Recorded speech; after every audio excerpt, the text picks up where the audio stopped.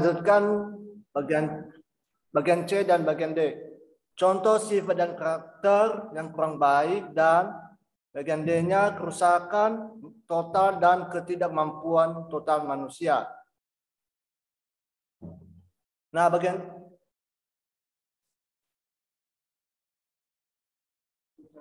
C ini ironis, contoh sifat dan karakter yang kurang baik. Ada dua pemimpin yang ditangkap Komisi Pemberantasan Korupsi atau KPK. Dua, para orang tua yang melaporkan pelecehan seksual yang dilakukan oleh oknum terhadap anak-anak mereka. Lanjut.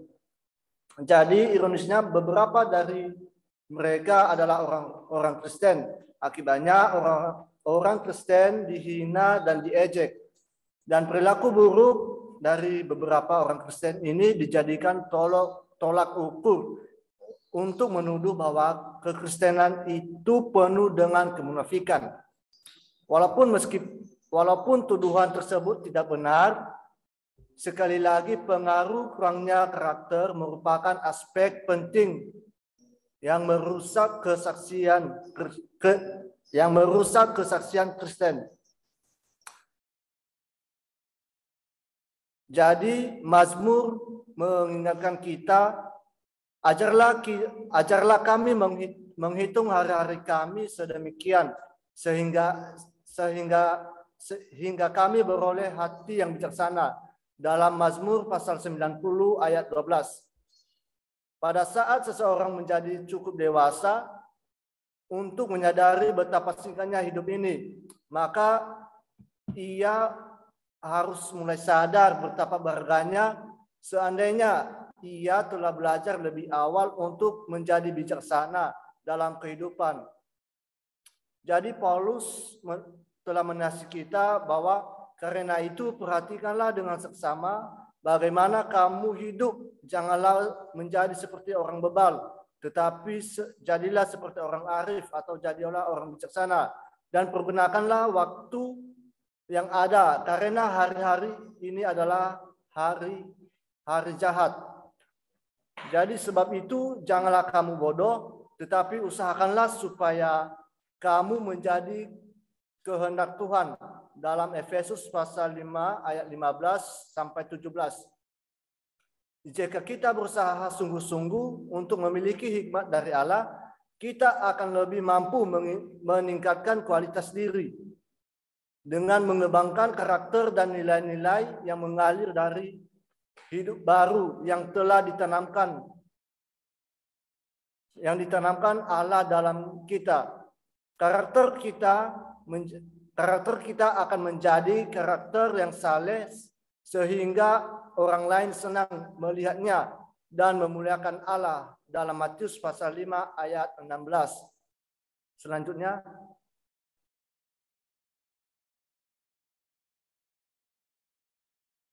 bagian D. Kerusakan total dan ketidakmampuan total manusia. Manusia telah mati secara rohani sehingga memerlukan kelahiran kembali atau hidup baru secara rohani. Akibat dari dosa pertama dari Adam dan Hawa, citra Allah dalam diri manusia telah tercoreng dan mengakibatkan dosa masuk dan menjalar kepada setiap manusia. Dalam Roma pasal 3 ayat 10 sampai 23 dan pasal 5 ayat 12. Adam dan Hawa telah membuat dosa menjadi aktual pada saat pertama kalinya di Taman Eden. Sejak saat itu, dosa telah diwariskan kepada semua umat manusia. Dalam Roma pasal 5 ayat 12, Roma pasal 5 ayat 12 dan 1 Korintus pasal 15 ayat 22. Di sini ada 2 poin. Ini bukan yang pertama, kerusakan total bukan berarti pertama bahwa setiap orang telah menunjukkan bahwa setiap orang telah menunjukkan kerusakannya secara keseluruhan dalam perbuatan. Yang kedua, bahwa orang berdosa tidak lagi memiliki hati nurani dan dorongan alamiah untuk berhubungan dengan Allah.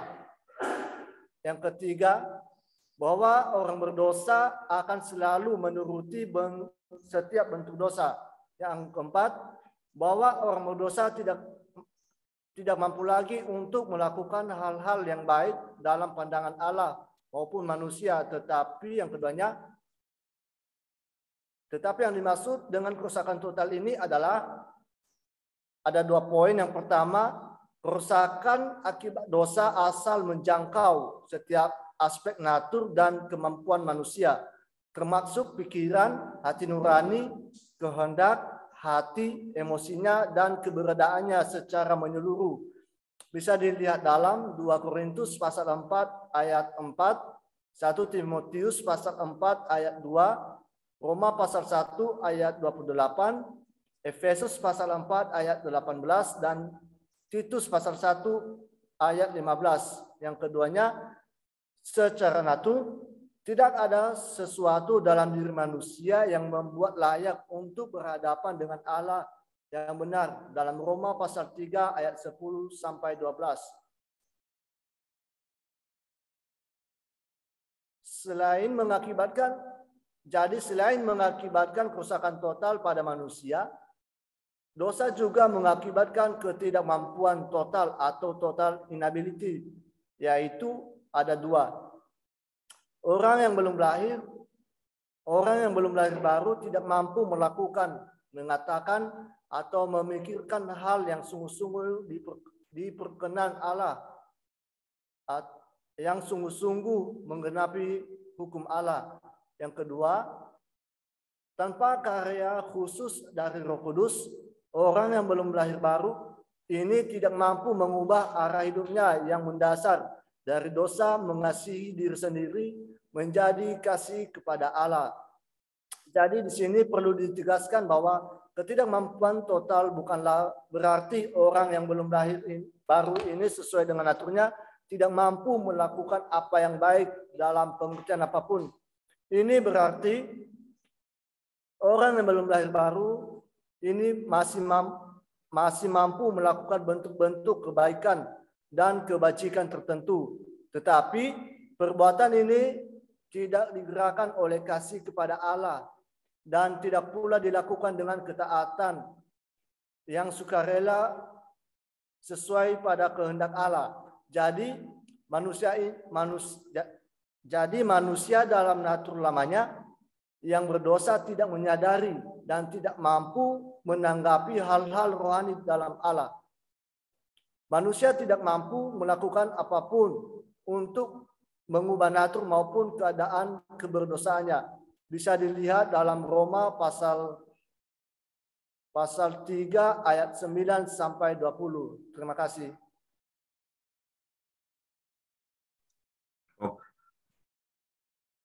Oke. Baik, selanjutnya saya akan